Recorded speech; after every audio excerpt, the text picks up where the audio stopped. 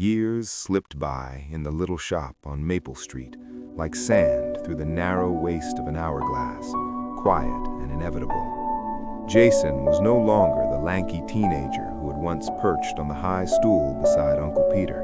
He was 25 now, broad-shouldered and calm, with the same bright, curious eyes that had first wandered the dusty shelves as a lonely boy.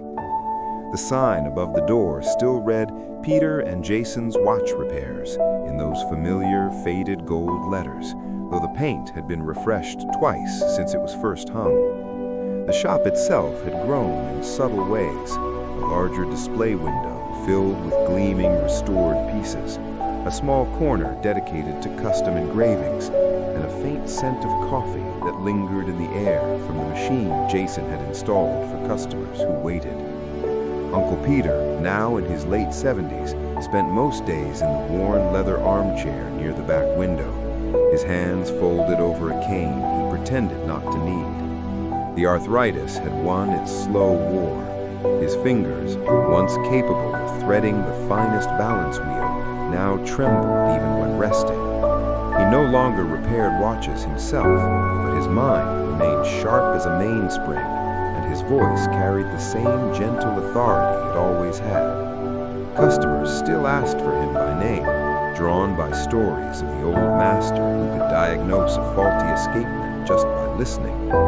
Jason would smile, lead them to the chair, and let Peter talk through the repair while Jason's steady hands did the work. The shop had become something of a town landmark. People came not only for broken heirlooms, but for the quiet comfort of the place. The soft ticking of dozens of clocks, the warm lamplight, the way Jason listened without rushing, the way Peter remembered every customer's name and story.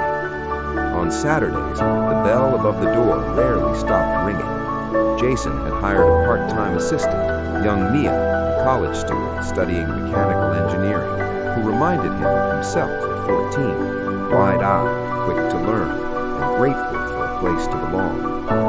Life had settled into a rhythm Jason once thought impossible after his mother's death. He had bought a small house 2 streets over, close enough to walk to the shop each morning. He dated occasionally, but nothing serious had taken root. The shop and Uncle Peter filled most of the hours he wasn't sleeping. Peter's health, though fragile, remained stable. The old man still insisted on opening the shop himself each day, unlocking the door with ceremonial slowness, as if greeting time itself. Then, on a raw February morning in Jason's 27th year, everything tilted.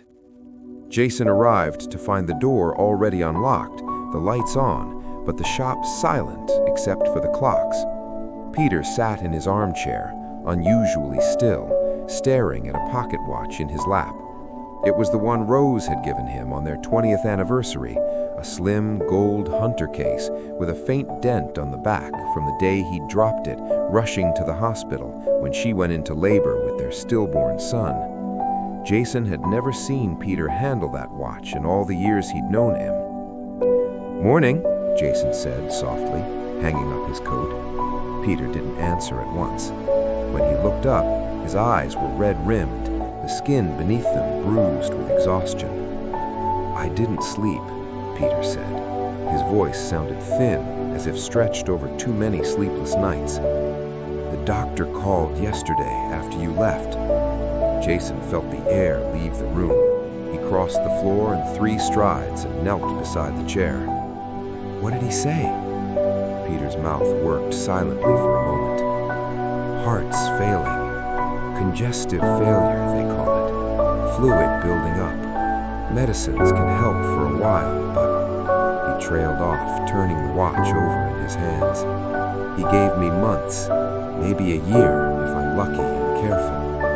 The words landed between them like a dropped gear, small, precise, devastating.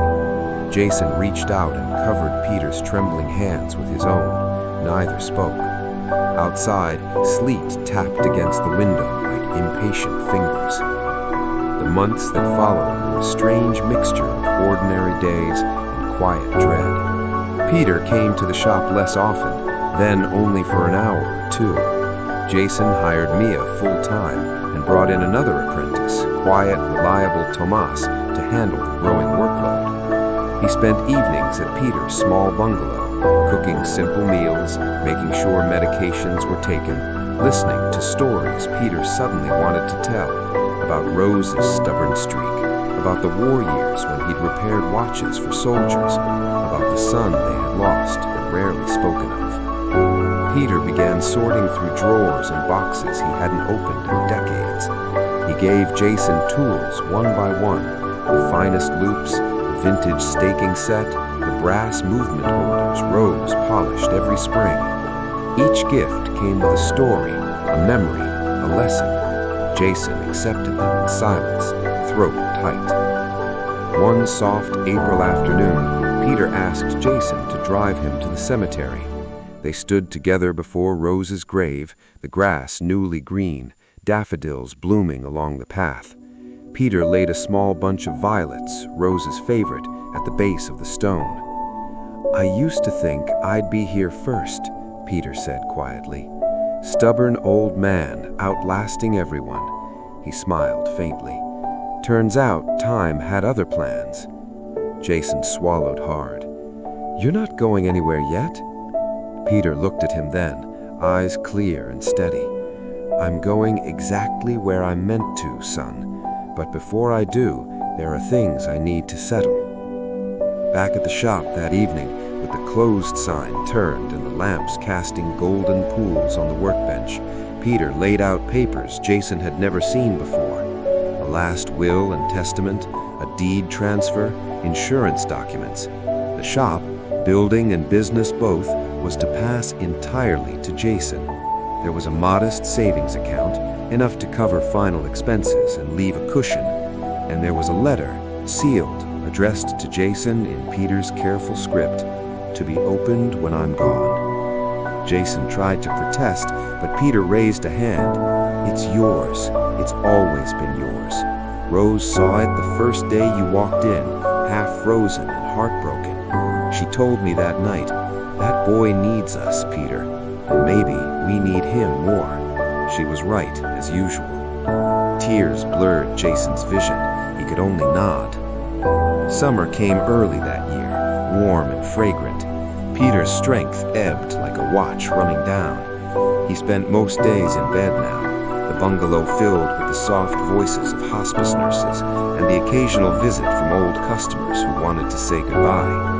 Jason slept on the couch more nights than he went home, waking every few hours to check breathing, to adjust pillows, to hold a frail hand that no longer trembled because it no longer had the strength.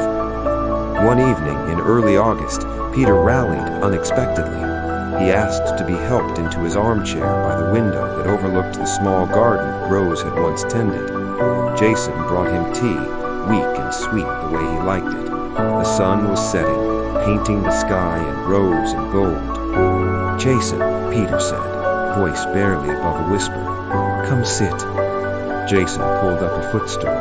Peter reached into his cardigan pocket and drew out the gold hunter watch, the one he'd been holding that February morning. He pressed it into Jason's palm. "This one's different. I want you to have it now, while I can still see your face when you take it." Jason's fingers closed around the warm metal. "I can't." "You can. You must." Peter's eyes shone with sudden clarity. "Inside, on the cuvette, I had something engraved last month. Open it." With careful thumbs, Jason sprung the back cover. There, beneath the movement, fresh engraving gleamed. For Jason, who gave an old man back his time, and a lonely boy a home. Love always, Uncle Peter, August 2025. Jason's breath caught. He looked up to find Peter watching him with a small, satisfied smile. "I had Mia sneak it out for me," Peter admitted. "Wanted it to be a surprise." Jason leaned forward and rested his forehead against Peter's knee, the way he had as a grieving teenager. Peter's hand, light as a falling leaf, settled on his hair. That night, Peter slept deeply. Jason sat beside the bed, reading aloud from an old horology journal until the words blurred. Around 3 in the morning, The breathing changed, slowed, paused, resumed in a new, gentler rhythm. Jason took Peter's hand. At 3:47, according to the bedside clock Rose had loved, Peter simply stopped. No struggle, no gasp, just a quiet release, as if he had finally decided the mainspring could unwind. The funeral was small but crowded. The town turned out in force. Customers whose watches held memories of weddings and wars, neighbors who'd known Rose, former apprentices, Mia and Tomas in their best clothes, eyes red. Jason stood beside the grave in the August heat, the gold hunter watch heavy in his pocket, and spoke the few words he'd prepared. He taught me that time isn't just something we measure, it's something we share. Every watch we